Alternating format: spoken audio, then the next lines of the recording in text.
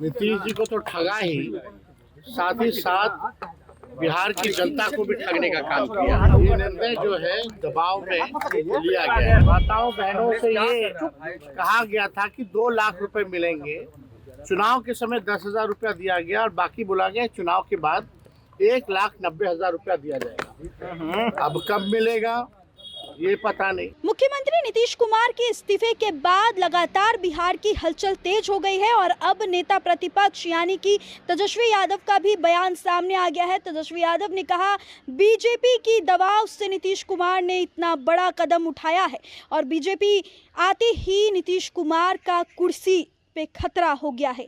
और क्या कुछ कह रहे हैं तेजस्वी यादव, हम चाहेंगे इस वीडियो पर आप एक नजर डालिए। तो देखिए, ये तो दूसरे सदन में कोई भी अगर चुना जाता है एक सदन से जो है इस्तीफा दिया जाता है, यहाँ पे फॉर्मेलिटी में उन्होंने दिया है, लेकिन बात वो नहीं है। बात ये है कि बिना ये निर्णय जो है दबाव में लिया गया है। जाहिर सी बात है कि बिहार में भाजपा के लोगों ने नीतीश जी को तो ठगा ही, साथ ही साथ बिहार की जनता को भी ठगने का काम किया। नीतीश जी को ठगा।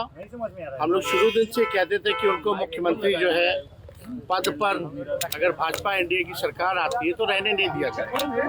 आज वही बात जो है साबित हुआ है।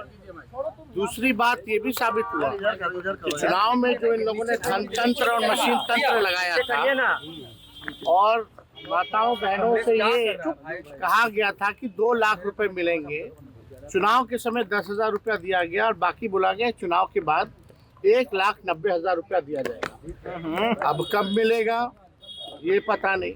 बिहार की महिला मतदाताओं को भी इन लोगों ने ठगा और यही नहीं बल्कि जो 125 यूनिट फ्री बिजली की जहाँ तक बात थी, जो हम लोगों ने कहा था कि हमारी सरकार आएगी तो 200 यूनिट फ्री बिजली देंगे। तो आज समझे बिहार में पहले से ही, चुनाव से पहले से ही देश भर में सबसे महंगा बिजली मिलता है।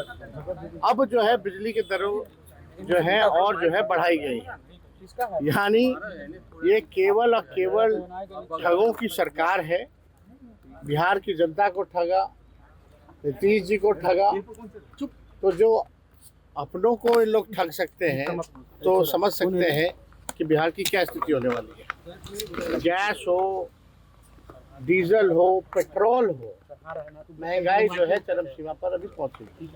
और अभी आप देखिएगा जैसे आपका बंगाल का चुनाव, केरल का चुनाव समाप्त होगा, वैसे पुनः आपका पेट्रोल डीजल की कीमतों में बेतहाशा वृद्धि होगी।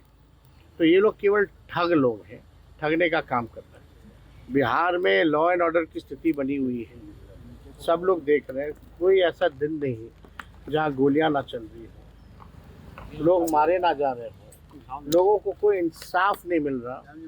लेकिन भाजपा केवल लगी है हर जगह जो है कब्जा करने के लिए सरकार बना।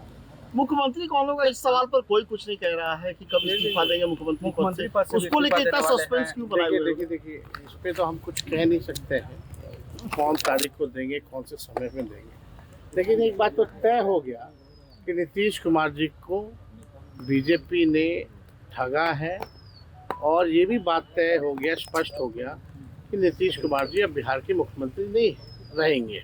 विधायक और मंत्री अब देखिए अब कौन लोग रो रहे हैं, नहीं रो रहे हैं। आजकल लोग जो है केवल कैमरा देख करके लोग ड्रामा करते हैं।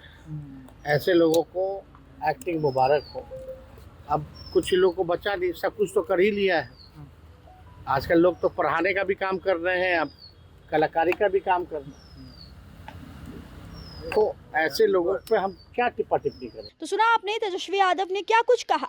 जहां एक तरफ अशोक चौधरी रो रहे हैं नीतीश कुमार के जाने को लेकर, तो तेजस्वी ने सीधे अशोक चौधरी पर भी निशाना साधा और कहा कि वो तो एक्टिंग करते हैं। जिस तरीके से कभी प्रोफेसर बनते हैं, कभी मंत्री बनते हैं, कभी लोगों के बीच जाते हैं और अब उनका एक्टिंग नजर आ रहा है।